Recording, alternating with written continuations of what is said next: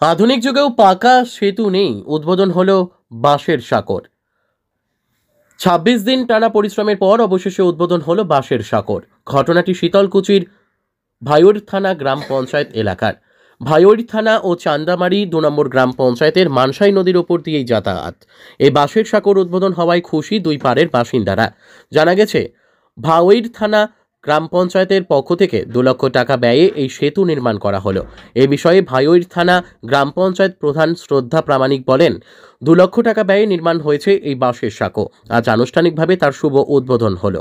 এই সাঁকোর উদ্বোধন হওয়ায় দুই অঞ্চলের মেলবন্ধন আরও সুদৃঢ় হলো। পাকা সেতু না পেলেও বাঁশের সাঁকো পেয়ে খুশি এলাকার বাসিন্দারা। Bureau report, news today India. এই যে মানসাই নদীর উপরে যে বাঁশের সাঁকো আজকে শুভ উদ্বোধন হলেন, কত টাকা ব্যয় হয়েছে এবং কত মিটার এটা যদি একটু বলতেন।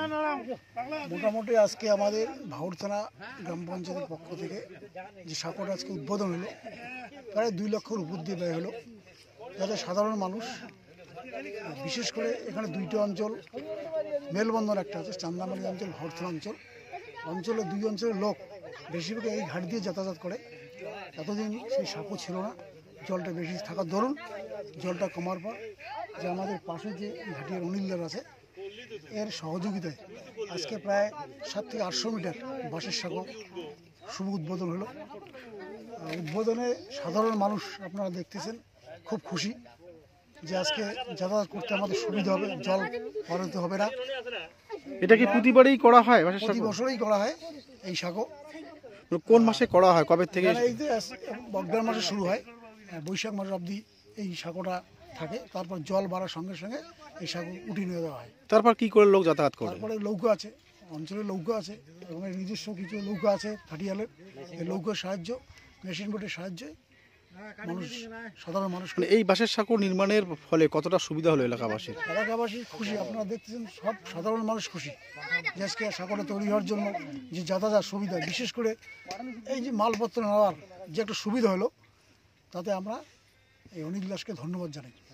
নামটা বলবেন, কোন দায়িত্ব? আমার নাম চন্দন প্রামাণিক, ভারত অঞ্চল তৃণমূল কংগ্রেস সভাপতি।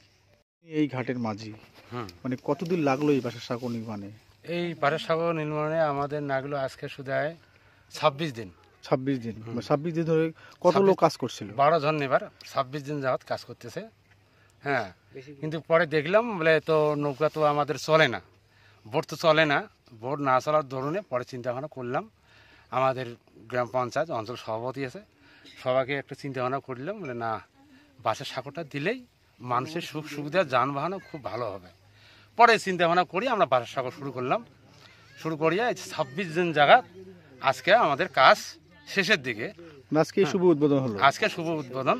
আজ থেকে মানুষ যাতায়াত করতে পারবে? হ্যাঁ, আজকে থেকে মানুষ যাতায়াত করতে পারবে, কোনো চিন্তা নেই। চান্দামারি অঞ্চল, আমাদের ভরথানা অঞ্চলের মানুষ এখন খুব সুন্দরভাবে মিলাগত হয়ে যাতায়াত করতে পারবে। এই যে আপনি এই ঘাটের মাঝি, এই এত কষ্ট করে বাঁশের সাঁকো নির্মাণ করলেন, কি বলবেন এলাকাবাসীকে? এলাকাবাসীকে তো বলবো, যখন ঘাট দিয়ে যখন পার হবে, সেটা যেটা আমাদের নিম্ন, যেটা ওরাদের প্রাপ্য পার হওয়ার, সেটুকু ওরা দিবেই, ওটা তো ওরা বলার লাগে না। হ্যাঁ, কিন্তু একটা ভালোবাসা দুই গ্রামের মানুষের সঙ্গে একটা ভালোবাসা, এই ভালোবাসাটা পাইলে আমার ধন্যবাদ।